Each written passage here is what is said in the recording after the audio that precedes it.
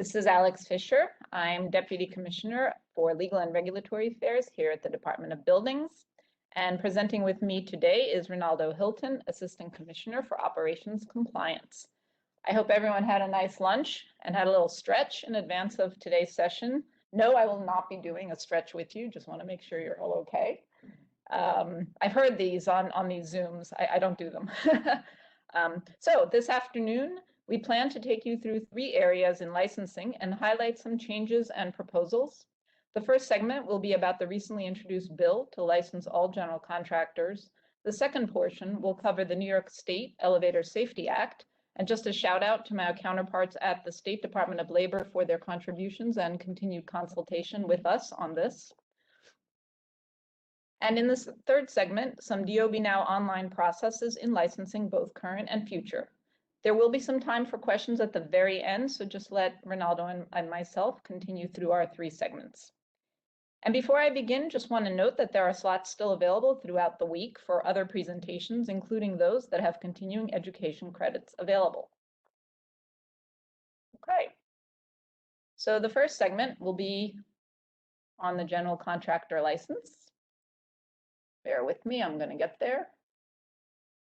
So I've already given you an overview of what we're discussing today, so we'll skip this slide. So the New York City General Contract License Proposal. Here is the proposed definition. This is an individual who has satisfied the qualification requirements of this chapter, meaning Chapter 4 of the Administrative Code, for the General Contractor License, who has been issued a license and who is authorized under the provisions of this chapter to perform general contractor work in the City of New York. The goals of this new license are basically 4. They are to create one streamlined license for general contractor work with experience requirements, structure, background checks, and accountability and discipline. By way of background, we note that the general contractor requirements exist in 40 cities of the 50 largest in the United States. So Chicago, Dallas, Denver, Boston, San Diego, San Francisco. And while we recognize that these cities are not New York, the fact that so many other major cities in the United States have such a license makes us think that it makes sense to do so here as well.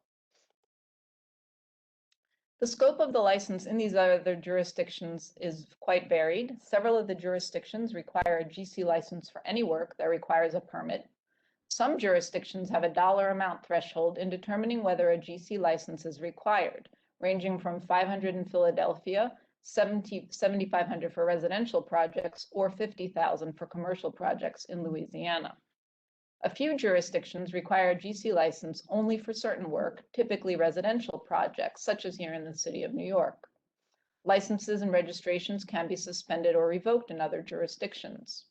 Homeowners, trade licensees like plumbers, electricians are usually exempted. Qualifications also range from the very basic and application and insurance to a more in-depth, including experience, examinations, and training requirements. Today's requirements in the City of New York are as follows. There is a GC registration for those who build 1, 2, and 3 family new buildings.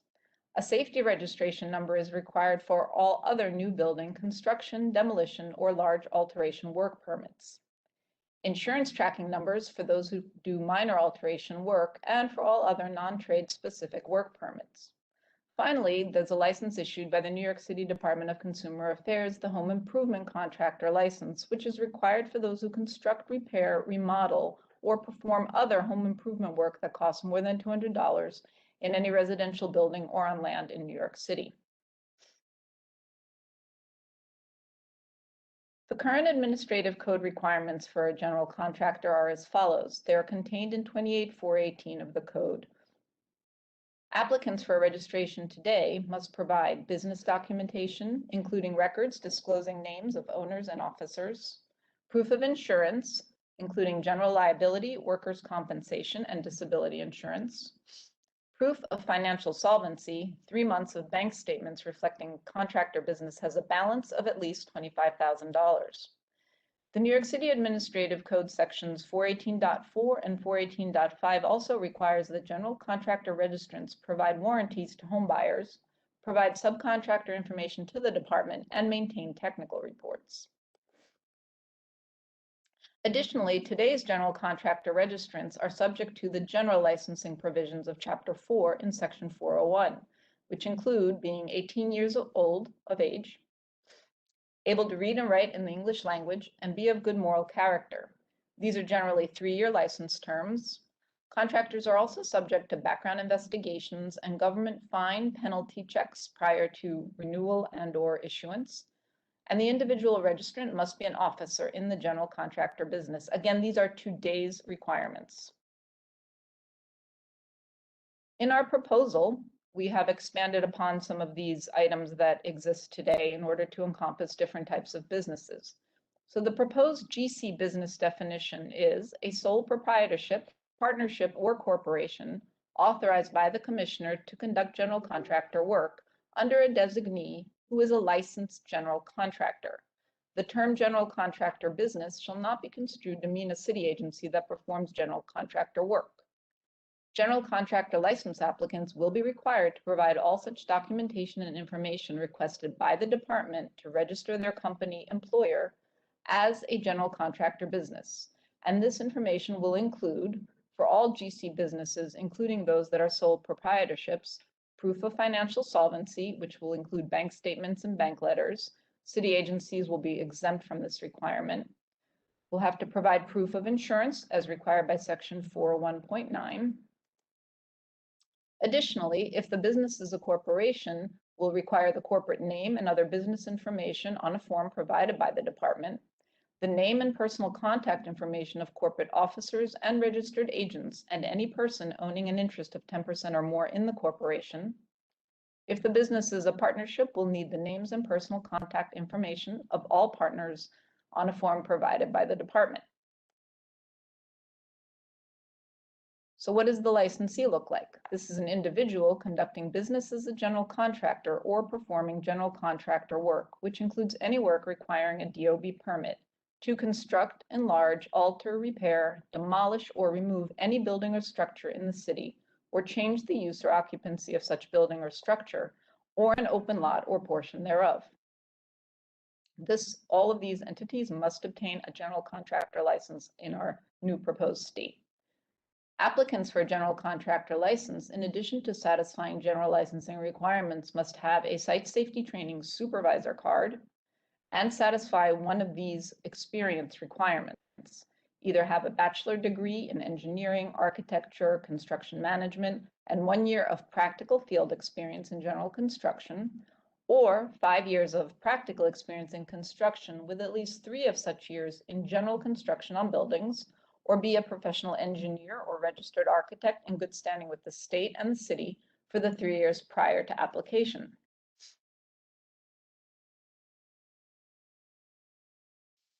Proposed GC designee, a licensed general contractor who has sole authority and full responsibility for all general contractor work performed in conjunction with the general contractor business or performed by employees of the city agency, and for the direct supervision of all employees of the business or agency who perform such work. Every general contractor business or city agency performing GC work must name one GC license holder to serve as the designee. There can be multiple licensees, but only one designee to pull permits. Every general contractor business or city agency performing GC work must name, this is a repeat bullet, I apologize. The designee must be for a sole proprietorship, an individual owner. For a partnership, it must be a general partner. For a corporation or limited liability company, an officer, member, or shareholder owning 10% or more. And in a city agency, it must be an employee.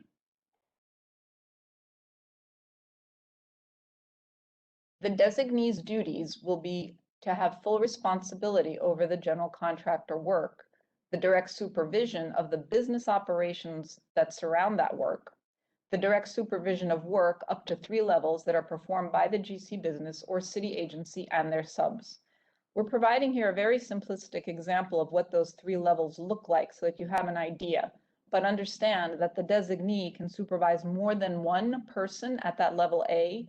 That level A can then supervise additional Bs, who can then supervise additional Cs and multiple workers on the site. So you have a lot of flexibility and a lot of leeway, but you do have some limitations on how far down the chain the supervision can go.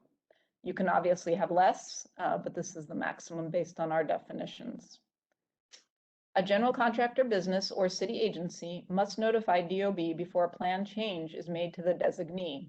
In unforeseen instances, the general contractor business or city agency must notify DOB immediately of the need to change the designee. This is why we recommend having multiple licensees at the business or the agency, so that should that requirement exist, they can be easily replaced and life moves on. The GC license will be required to obtain any construction, alteration, or demolition work permit. And to answer a question that I see has come up, all GC licensees will be subject to both qualification and disciplinary measures of the administrative code. That includes background checks on the front end and during renewal, a good moral character requirement, as well as the potential for oath trials.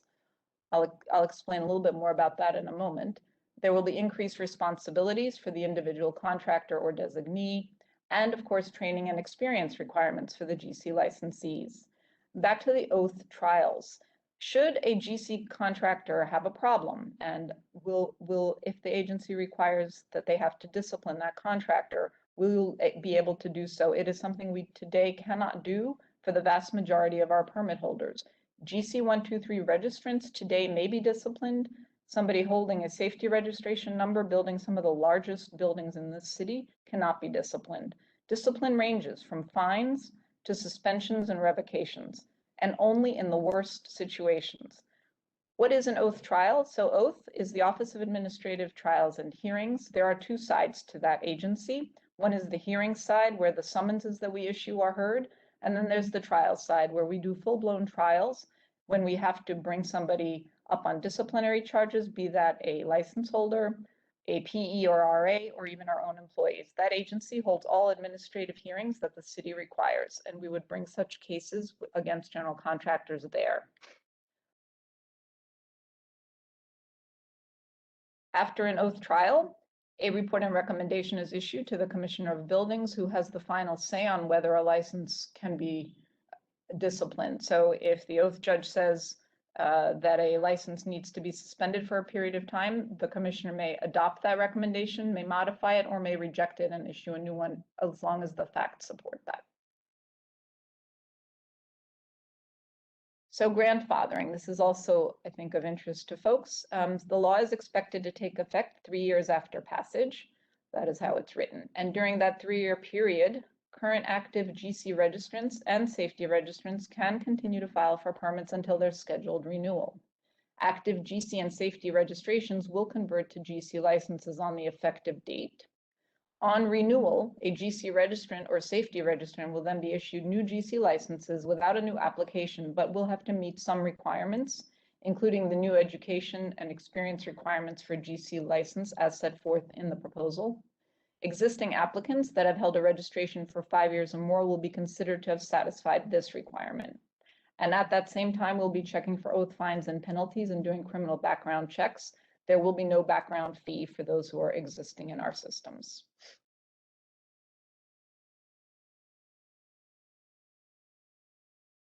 Also at that time, the site safety supervisor training certification must exist. Individuals who are currently holding a GC registration will automatically become the designee of the GC business or city agency on the effective date of the law. Safety registration businesses must appoint a designee in order to be issued a new GC license on renewal. Insurance tracking number holders must apply for the GC license and meet all experience and training certification requirements. There will be some examples, maybe that will help clarify some of these what sound a little bit complex concepts that we've introduced here. So here are some hypothetical scenarios, assuming an effective date of January 1st of 2025. So Bob has a GC registration that expires on March 12th of 2026. On the effective date, January 2025, Bob's GC registration will automatically be converted to a GC license. On his expiration date, he will apply to renew his license. At that time, he must demonstrate that he meets the experience and training requirements for a GC license by submitting a simplified application. If Bob has held his registration for over 5 years and has an SST card, he has satisfied these requirements and his GC license can be renewed. Another example is a safety registrant. So Cameron holds a safety registration which expires on April 15th, 2027. Before January 2025, Cameron must notify DOB of the person who will serve as the designee of his construction business. Cameron designates himself, and on January 1st, 2025, Cameron's safety registration is converted to a new GC license. Prior to that date, Cameron must notify DOB of the person who will serve as the designee. He has designated himself, so we're good. On April 15th, 2027, Cameron applies to renew his license. In order to maintain his GC license, Cameron must demonstrate that he meets the experience and training requirements for the GC license by submitting a simplified application.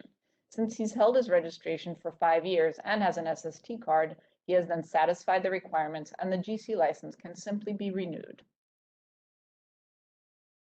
Dana holds an insurance tracking number. On January 1st, 2025, all of Dana's existing permits expire. Dana must then apply for and obtain a GC license in order to continue to file for work permits. Eric does not have any license and plans on operating his own GC business. If Eric applies prior to January 1st, 2025, he may apply for a GC registration or safety registration. Eric's registration would then convert to a GC license on January 1st, 2025, and he'll be subject to the application process on renewal. If Eric applies on or after January 1st, 2025, he must then apply for the new GC license. In order to qualify, he must obtain an SST card and meet one of the 3 experience qualification bases.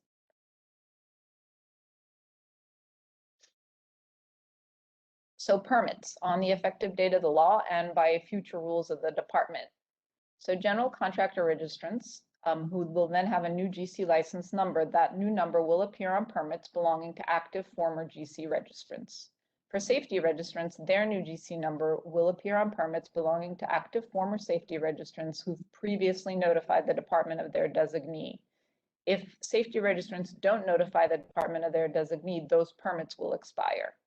Insurance tracking number holders have the toughest burden. They cannot work unless the GC license is obtained. All current permits would expire on the effective date, and no permits would be issued for pending applications. So that concludes this segment on general contractors. I'm going to take a quick look at the questions. So I think I covered enforcement. Subcontractors don't necessarily need to get a license. It depends on the work. So painter or drywall, in all likelihood, don't need a license in this construct, and they will work under the GC license of another entity. The DOB issued tracking numbers will be going away. I think I've covered that aspect. That was another question. Those folks who have insurance tracking numbers will be eligible to apply for a new GC license.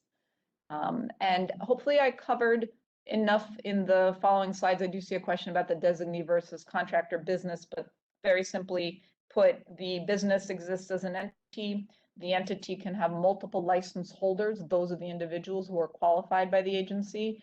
And then one of those license holders becomes the designee for the agency and is the official permit puller and responsible party for all work that contractor is doing. That is the high-level overview of what this construct looks like. So turning now to elevators. And I want to just preface my presentation here by saying there's a lot more to come on elevators, both from the state and from this agency, as this is a work in progress. The law was passed more than a year ago. It was the New York State Elevator Safety Act, which was passed January 2nd of 2020, and it has an effective date of January 1st of 2022.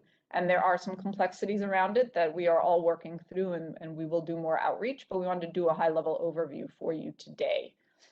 So high level, the New York State Elevator Safety Act requires a New York State license for all persons performing design, construction, inspection, maintenance, or repair work on elevators, escalators, or any other automated people-moving conveyances. And these provisions can be found in Article 33 of the New York State Labor Law. Exemption to the license requirement are for PEs and RAs, and also for certain work involving the outfitting, removal, refinishing, or replacement of interior finishes, including wall panels, drop ceilings, handrails, and flooring, removal or replacement of interior lighting, recladding of doors, transoms, and front return panels, finishing or ornamental work on car operating panels. Dismantling and removal of elevators and conveyances is also exempt from elevator licensing requirements. The law also requires that those who engage in elevator work within the city of New York obtain applicable New York City licenses. For the elevator technician and restricted elevator technician licenses here in the city, the New York State equivalent will be required as a prerequisite to the DOB issued license. We'll try to keep it as uncomplicated as we can. So brief overview of Section 952 of the New York State Labor Law and the various licenses required at the state level.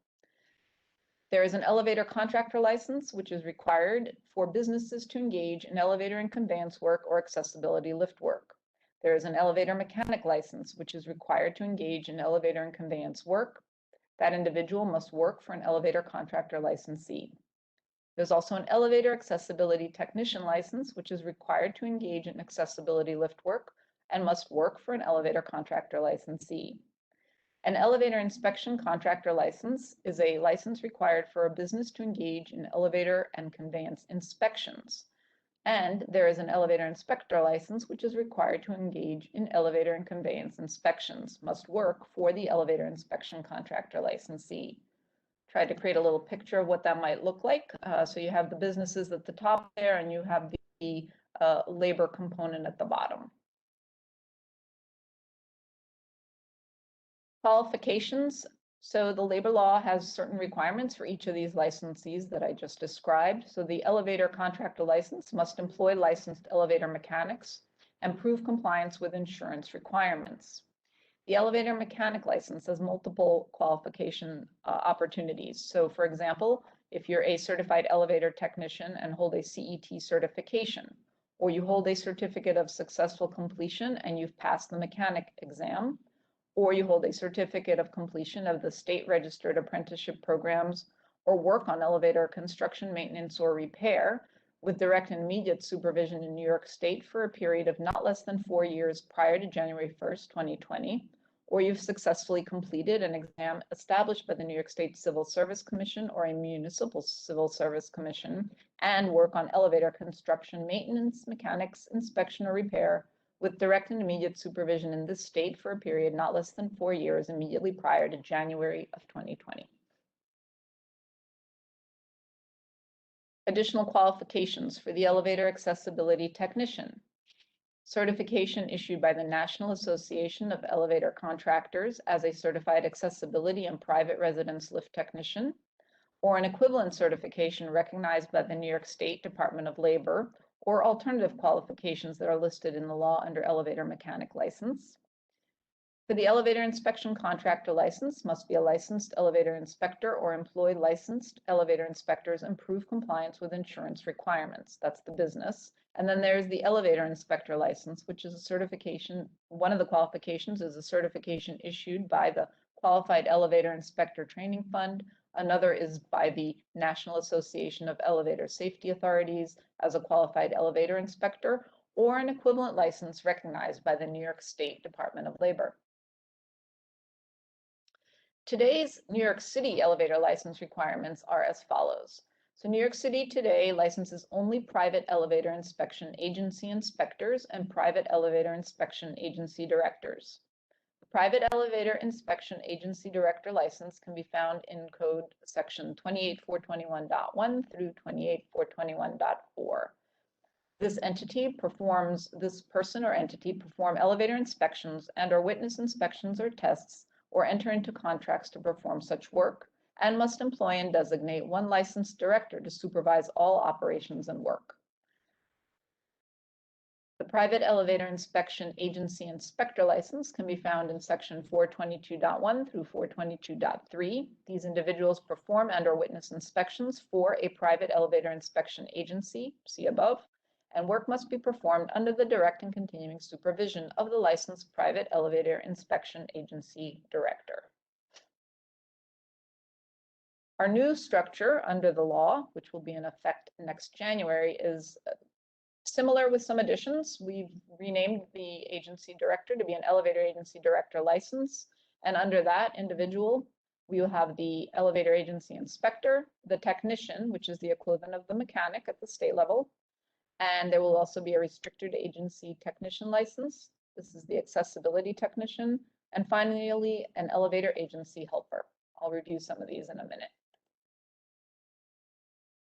So these new requirements, which will be effective January 1st of 2022, are required for individuals performing elevator work, and these are the requirements in the city. The elevator agency director license is renamed from private elevator inspection agency director license. Will be responsible for all elevator inspection work as well as elevator mechanical work, and will be required to have a 30-hour OSHA training course for new applicants. The elevator agency inspector license is renamed from the private elevator inspection agency inspector license. The work continues to be performed under the direct and continuing supervision of the licensed elevator agency director, and new applicants will have to take a 10-hour OSHA training course.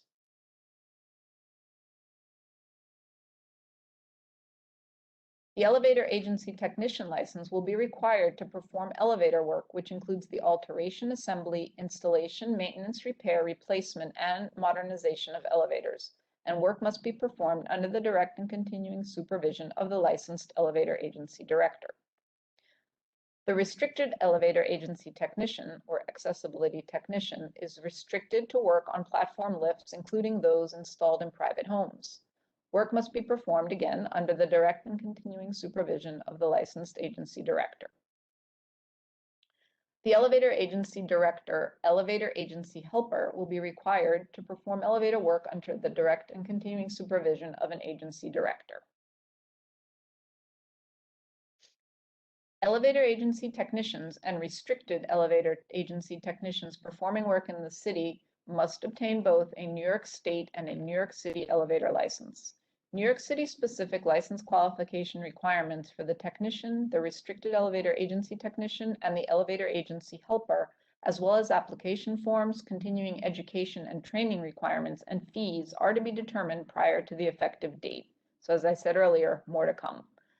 The license terms, the elevator agency technician and the restricted elevator agency technician license will be for a period of 2 years. The agency director and inspectors will be a 3-year license term. At renewal, all elevator licensees will be required to submit proof of completion of a continuing education course of at least 8 hours.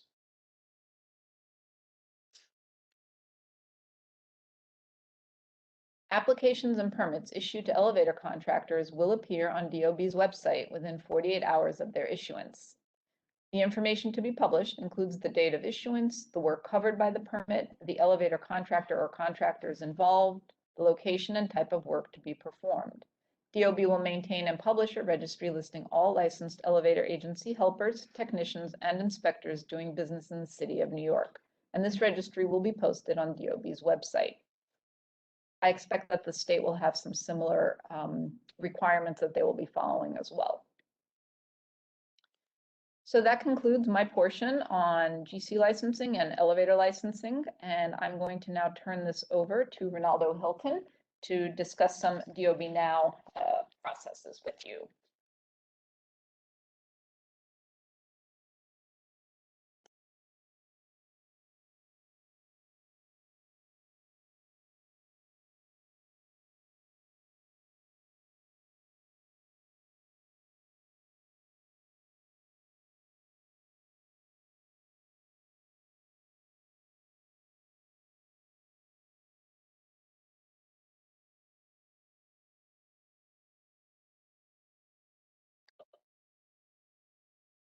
Good afternoon, everyone. My name is Ronaldo Hilton. I'm the Assistant Commissioner for Operation and Compliance, which oversees the Licensing and Exams Unit. Thank you, Commissioner Fisher, for your time there and introduction. I want to go over some exciting changes in the Licensing and Exams Unit and their processes, both currently, what we're doing now, and what we plan on doing in the future. For those licensees that are listening, you probably are aware of some of these already, but this is a great an opportunity for me to just go over some stuff with you, kind of let you know what's up and coming in licensing. So by way of background, the Licensing and Exams Unit monitors compliance with the New York City Administrative Code and various rules and regulations by administering all aspects of construction trade licensing in the City of New York. And those functions include new license issuances, renewals of these licenses that happens periodically, the updates to these licenses, such as update to a change to a company name or so on, required insurance updates to licenses, and we also print ID cards for these licensees once they're licensed, and renewal upon renewal, and we do a license both practical and theory, practical and written examinations, and also background examination checks for potential licensees. Our scope, we have about 19 categories of licenses within DOB. Of those 19, oh, sorry, I didn't move forward. There you go. Sorry, there you go. So we do 19. We have 19 categories of licenses. 37 specific license types are included in those 19 categories, and we have a great inventory, a vast inventory of licenses, active licenses right now. It's over 31,400 active licenses within the City of New York and department buildings that we actually are servicing right now. So the license and exam unit is very, very busy. So I'm excited to say that the future of DOB licensing is online, and those online submissions becomes very, very convenient, and in ways that we'll explain later for you licensees. We have two different platforms in which we handle online submissions, and we're going to go over them. They are the DOB Now Licensing and the Biz Options platform, which is in the DOB Now portal, and we'll talk about them individually. So in DOB Now Licensing, it was launched 2.5 years ago, November 2018, and this is the planned future platform for all licensing processes. It is the plan. We haven't completed, obviously, DOB licensing for all license types yet, but we started. So currently we have the initial application submissions for gas work qualifications, for journeymen, and also for our welders. Inside DOB Now Licensing, we also conduct the process renewal application submissions for welders. This process requires a creation of a DOB Now license profile specific to each license, to each individual license.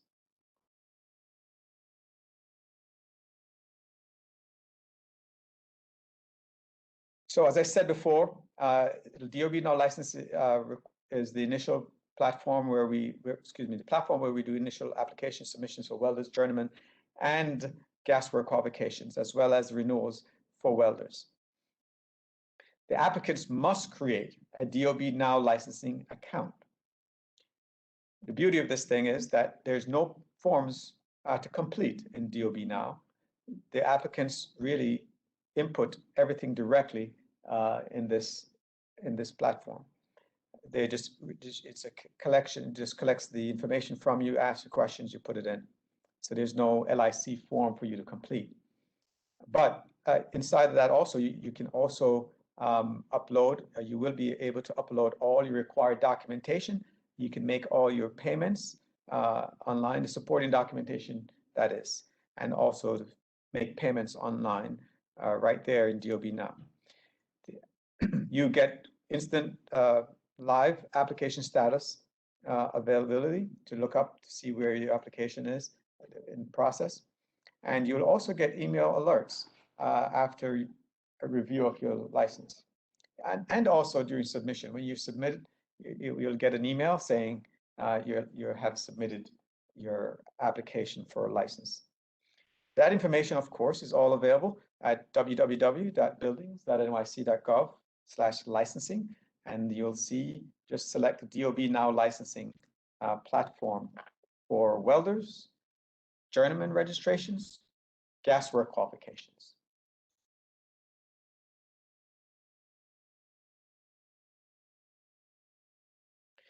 So we provide a little screenshot here to show you what it would look like.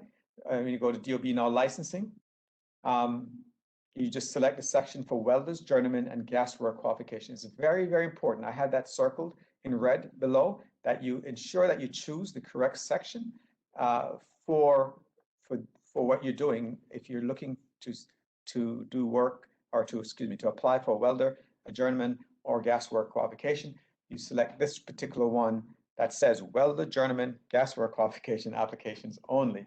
Not doing that basically will hinder your speedy application process.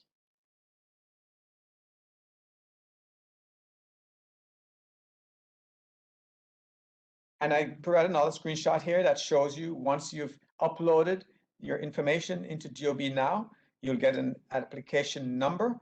This is not your license number, it's just an application number that is assigned to your application. It will tell you what your type is. It's going to be a new license. The license type, the application type is the new license. The license type would be specific to what you're applying for, which is a welder in this case. And there's no class available on the welder. So the next part is pre-filing. Once you're submitted, it goes directly, immediately to the pre-file status. The application status becomes pre-filed. After you've paid and submitted, it goes to submitted. And then you'll have, after it's been reviewed, we can't provide all these screenshots, but after some review, you will see either rejected or an approved status appear. Now, at each of those statuses, I believe there is an update. You will see these status change if you just log into DOB Now, and you see these different statuses as they change. So our next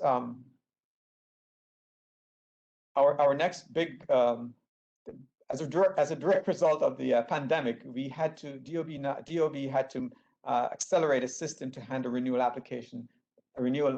license applications, because of the inability for people to come and do walk-ins. We had to move quickly. So we have an online license renewal platform now called Biz Options, and that was launched in May 2020.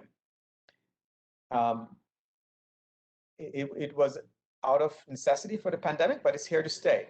And DOB Now is going to be until it's fully implemented, possibly into DOB Now. So all licenses must now be renewed online, and with the two exceptions, the special inspection agencies and concrete test labs are not done online. You still have to do those by mail or drop off. Application forms and other documentations are completed, scanned, and uploaded in PDF for review.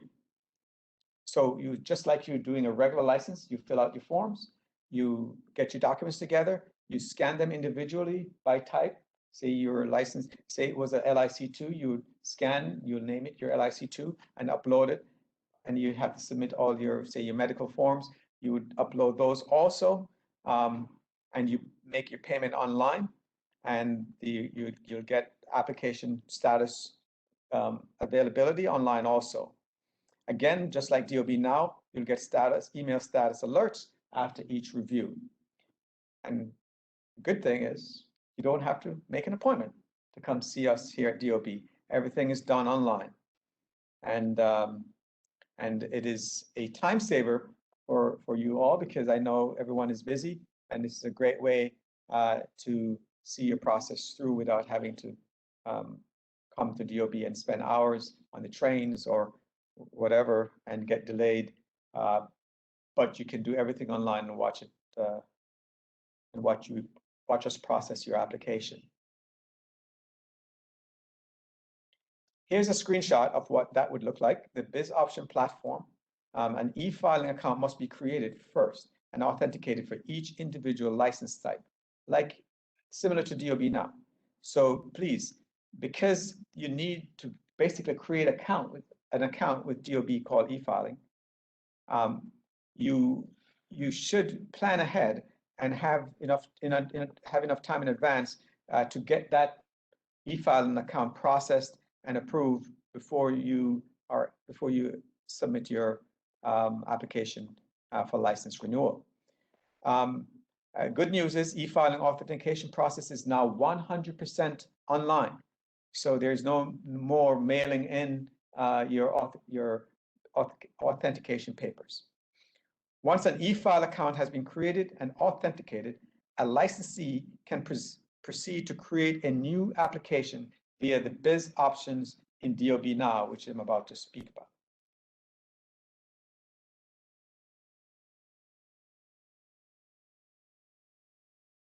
So, renewal applications must be submitted, as we know, by rule of the department, between 60 and 30 days to be considered timely. If a licensee does not submit within that 30-day window, they're going to you'll be faced with a late fee assessment, and we don't want that.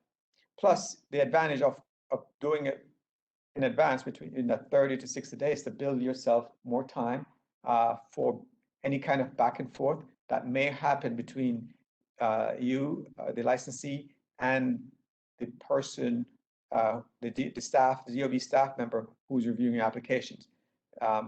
So if you start early, basically we get to finish on time.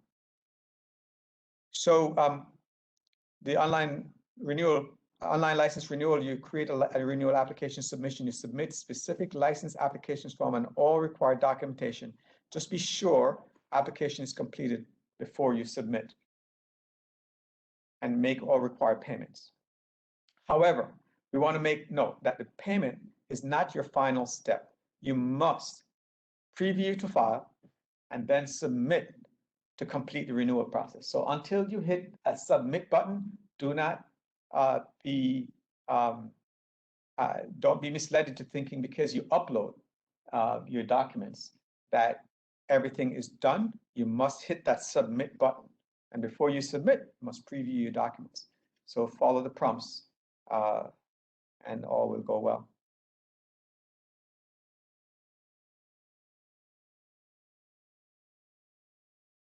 So we provide another screenshot here for the Biz Options platform, the application page preview. As you see, all the general information is collected for the licensee, and it's all there. It's going to give you your an LR number, which will tell you, yes, an LR number which will tell you which is your license renewal number, application number. But all this again is available on DOB Now, excuse me, on the licensing webpage. So I wanted to give some tips on which would help licensees renew their applications in a speedy way. So we ask that prior to submitting an application for renewal, that you check the licensing page on the DOB website to confirm you're submitting all required documentation. To do so, you just select your license type. When you do that, there's a robust set of information under each license type, which will tell you how to make changes, how to renew, what documents are required for renewal. And so you're going to do this just like you were at the counter. You're going to complete your forms and do everything online. But however, you have to click on your license type, and you'll see the relevant documentation that will be required and instructions for each license type. Remember, each license type is governed by law. There are different requirements of each type of license. So it's not a one-size-fits-all.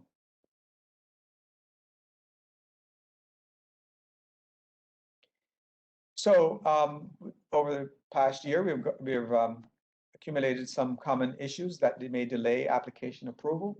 And if we make note of these, this will help licensing renewals go much quicker.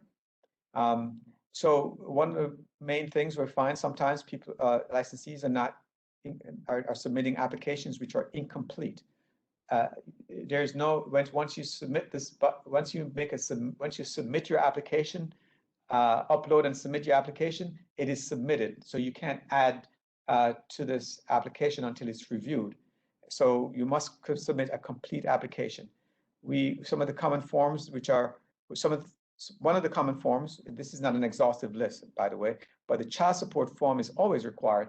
And that doesn't mean that you have a child support problem. It just means that it's required by law. You must submit a child support form. Scanned forms and documents are not legible sometimes. Ensure that we are doing that, making everything legible so we can read it. Incomplete or wrong documentations are submitted. Again, look into your specific license type, and you'll see the right documentation that is required. A lot of times, folks forget to sign and get proper notarizations. That's a common one. So we want to make sure all forms are completed and signed and notarized as you would under all other circumstances. So LIC application form is missing the required information. On the LIC form, which is the license application form, they're pertinent to there are fields that are pertinent to some license types and some may not. You have to complete the fields which are pertinent to your license type, and but do not leave stuff blank and thinking that we will just overlook it. We don't. So a complete review of these forms is necessary, so that we know what we're doing the right thing by you and by the citizens of the city of New York. So changes to previous submitted licenses, corporate or business information on record is not supported by appropriate documentation. So a big tip is to make updates and changes to a license as they occur. So if your business change in the middle of your license term, don't wait until renewal. Make those changes when they occur, and it will not delay your renewal upon your license upon renewal time. Say Jack has a plumbing business and Jack's business changed from Jack's Plumbing to Ronaldo's Plumbing half the way through his license term. Please make those changes first as they occur. This way, when Ronaldo goes to submit his application for renewal, Ronaldo's Plumbing, that they don't have to deal with changes at that time, because that delays your renewal and you don't want your license to be expired. The typical forms, the 3 forms we have on file, the most common is the LIC2 for most license types. We have the LIC6, which is for GCs, general contractors, and the LIC38 covers master electricians. All these forms are on our robust license website. So did I tell you I was excited? We are excited again to say that DOB is now in the programming phase to allow for new license applications to be submitted online. This will be similar to this renewal database, the Biz Options platform that we talk about, where the application forms and documentations are completed and then uploaded. We collect the fee payments online and track progress. And you can track the progress of applications online, as well as getting email status alerts after review. Again, there'll be no appointments necessary here. You submit everything just like you were when you came to the window, when you would normally come to the window to go over documentations with a staff member. But this is coming. As I said, the future of DOB licensing is online, and I'm excited about it because it you know, once everybody gets used to it, I'm sure it will be a welcome change.